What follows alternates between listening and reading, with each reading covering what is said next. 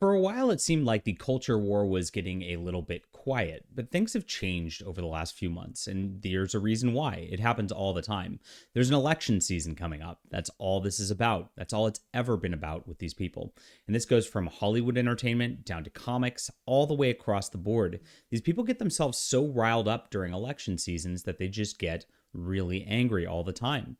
And there's been a few instances personally where I've had to deal with this so far. One, I went to San Diego Comic Con, which I made a video about, where they called security on me for attending a panel. Now, I'm a journalist both here on YouTube and I'm a journalist for Bounding Into Comics, reporting on comic book panels. So that doesn't make any sense that somebody would do that. On top of that, I am an avid comic reader. Honestly, if you look at my collection back here, I'm a bigger comic reader than probably most people on YouTube who do actually talk about comics. I am one of the whales of the industry, if you might call it that, in terms of what I purchase. On top of that, I've been a professional comic creator for about 5-6 years now. I've got 12 full graphic novels out, more than a lot of people put out in the indie space. So I'm a person who works hard and I have a really good reputation online in my circles of what I have accomplished. But in other circles, in the political left circles, they call me all sorts of names: Nazi, racist, bigot, troll, etc. Look, I'm trying to have fun because this is an entertainment industry, and I like to have my fun. I like to criticize things that are bad about the entertainment industry. I like to praise things that are good about the entertainment industry. That's what I'm doing here. That's my job as a reactive person. And so I see lots of stuff out there. It doesn't make sense for somebody who's at a company to call security on me and treat me like I'm a criminal, all because they know my political beliefs. And that's exactly what's happening in America 2023. It's gone crazy. This went further the other day. I've been in a bunch of comic groups for a long time. I've been a contributor. I've helped out a lot. I've spurred on discussions with people. And I got kicked out of a comic Discord the other day because I said, you know what? I'm looking at buying Andrew Tate's book. Can you buy some of my books here to help me out? It was a joke at the time, but when people reacted so poorly, started calling me all sorts of names, somebody even went so far as to say, God hates you to me. Absolutely crazy. When that happened, I'm like, you know what? Maybe I actually am going to buy this book. And of course, instead of actually dealing with the people who were problems, who were calling me tons of names, who were making personal attacks, who were being nasty towards another human being over a comic book. Think about that. And these are generally adults. Again, like most kids don't read comic books these days. And if an adult can't act like a sane person when somebody's discussing a comic book in a comic book group, we really have a problem. Now, again, this all comes down to the fact that the 24 election is heating up. And when this happens, people get absolutely crazy.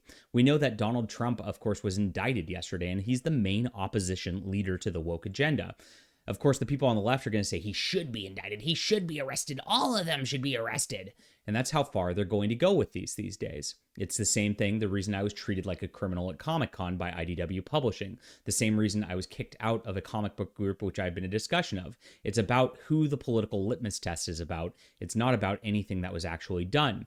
If anybody else was in this situation, if anybody of course, was a leftist journalist going into a conservative panel, like say Eric July's panel, Eric July wouldn't have called security on them. It would have never happened the other way around. And they know this. And because of this, like they have this double standard going on where they can't actually talk and face eye to eye, because they are so guilt-ridden about the way that they're treating their fellow human beings that they have to distance themselves in order to make themselves feel like they're virtuous. That's why we call a lot of this stuff virtue signaling. So here's the problem that you're going to run into as the wokeites, and I'm going to just lay it out for you, of all people. This has been happening for a long time. People get banned from conventions. People get banned from groups. People are banned from discussing Eric July's books on Reddit, and Eric July's got one of the most popular comic books out there. It's crazy, right? So when you do this, you just radicalize more people against you. When people see your behavior, when they see that I'm not calling you names, I'm just saying, hey, I'd like to read this comic book or maybe check it out, because this is kind of weird that Andrew Tate's producing a comic book when he's made fun of them in the past. And there's this visceral reaction to it. People see that visceral reaction, and most people who are normal on the outside go, you know what? I don't want to align with that group. The guy who's just having fun and actually checking things out and actually just being a chill with everybody, I'm going to join that group. So you're going to lose people in the long run. And this is what's happening. Marvel has pushed so far with Disney, of course, and pushed all their agenda to where they've been making the Marvels, making the Eternals woke, and nobody wants to see this type of stuff because everybody just wants to have their Marvel universe, which was fun before, but now it all has to be about identity all the time, and so people are just tuning out because why would you pay for entertainment when that's getting flung in your face and you're getting preached at all the time? It's really sad. So look, this is heating up, and all you're doing is swinging things to my side. Now, I guess that's okay. I mean, I'm going to get a ton of views out of this. I'm going to get a ton more audience out of it. And hi, everybody who's new here. I appreciate you. And this is the best part. If you want to read my comic books, guys, like I said, I've made a lot of graphic novels myself, and you don't align with me politically, you're totally welcome to be here. And I really actually appreciate you for doing so. If you do align with me politically, of course, that's the same here. We're allowed to have discussions. We're allowed to talk about comics. We're allowed to have fun together.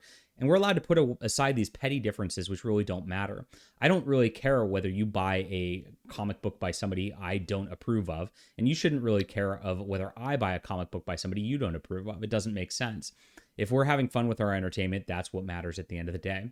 Now, I'm still trying to produce something a little different. I don't really like what Marvel and DC has been doing over the years. I don't like what any of these companies have. I think they push things way too far, and that's why I'm making my own. That's going to be my resistance. I'm going to not buy what I don't like, unless I feel like reviewing it just for fun for the channel, and I'm going to produce my own of what I think that the culture should be. That is the answer. And that way, everybody should be happy. We all should be able to coexist in the space. I should be able to attend Comic-Con. And of course, our good friends at IDW should be able to attend Comic-Con too. And we should be able to present our ideas, present our comics, and of course, let the free market win. But they'll never do that, will they?